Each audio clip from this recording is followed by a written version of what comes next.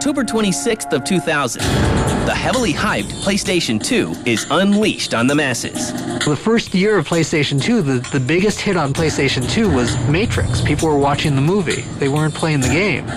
PlayStation 2 sparked the DVD market in Japan. DVD hadn't caught on in Japan. And before PlayStation 2, you'd walk through Akihabara and there'd be game stores every place. After PlayStation 2, you'd walk through Akihabara and you'd see DVD stores. And if you walked into these DVD stores, they were demonstrating movies using PlayStation 2. The Dreamcast would have been a bigger player, in my opinion, had it had a DVD player installed from the get-go. Sega looked over its shoulder and they realized they had lost Japan. There was no resurrecting Japan. They might have been able to hold Japan if they'd had a DVD player in there. Because, in the early days for PlayStation 2, PlayStation 2 was the cheapest DVD player in Japan. And if they had had that distinction, they might have been able to hold on. PlayStation 2 sales hit $165 million in its first 3 days. And the Dreamcast suffers. I mean, it was just silent. Dreamcast sat on store shelves. No games did that well again. Even good games just kind of sat there and people took them, but it was just somebody turned off the light. It was a big hit with gamers, but unfortunately it wasn't really, commercially viable. It came in at a sort of awkward time and right before the release of the PlayStation 2. So unfortunately it didn't sort of build the fan base that it could have. Sega, you've got to understand, is hemorrhaging money as a company. They realized that if they could sell 4 to 5 million units worldwide, that they could still have a profitable market. They could last a little longer. Sega catches a break in December of 2000 when Sony can only ship half as many PS2s as it planned for the holiday season.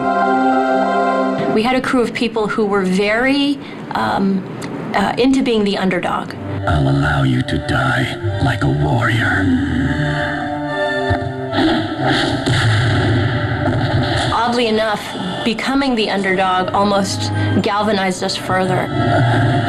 Really brought us together as a team because we knew exactly what we had to do.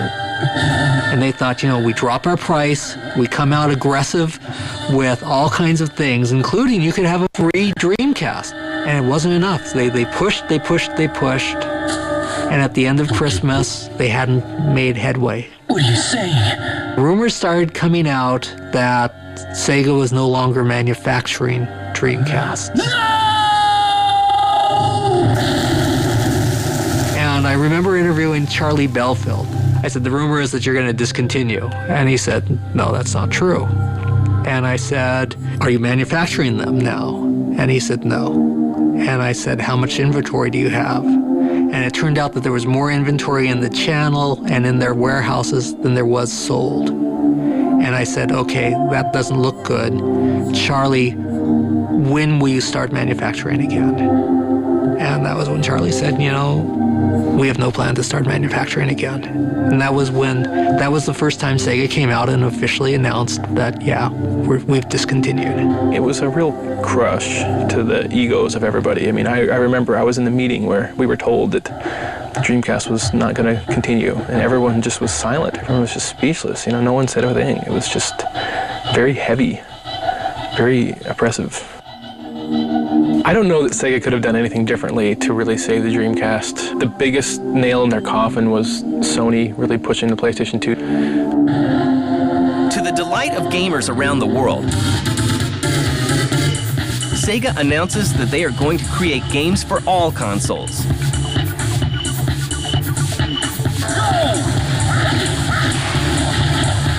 I think it was a time where Sega really had to address itself and say, are we going to now just be a software company? And if we are going to be a software company, is the team that we have here going to be one of the best organizations to build great software? Because that's going to have to be our focus. Come on, let's begin. And that's going to have to be our drive. And that's how we're going to be able to survive.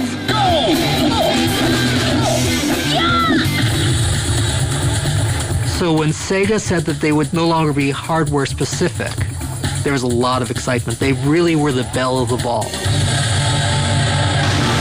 Microsoft, for their Xbox console, got Sega to promise them Panzer Dragoon. A beautiful game. But Sony turned around and they had the Virtua Fighter series locked up for themselves. You know, that was the arcade hit, and that was the bigger seller. Especially in Japan, that was a big seller. Virtua Tennis. There was a very committed Sega fan base right up till the end of Dreamcast that very much appreciated the Sega style of gameplay.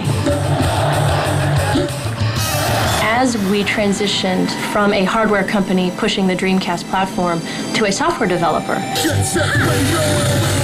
we were able to successfully convert the Sega fan base to other hardware platforms via our games.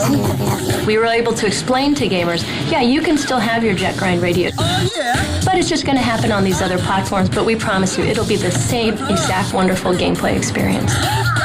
And Sega gamers came along with us.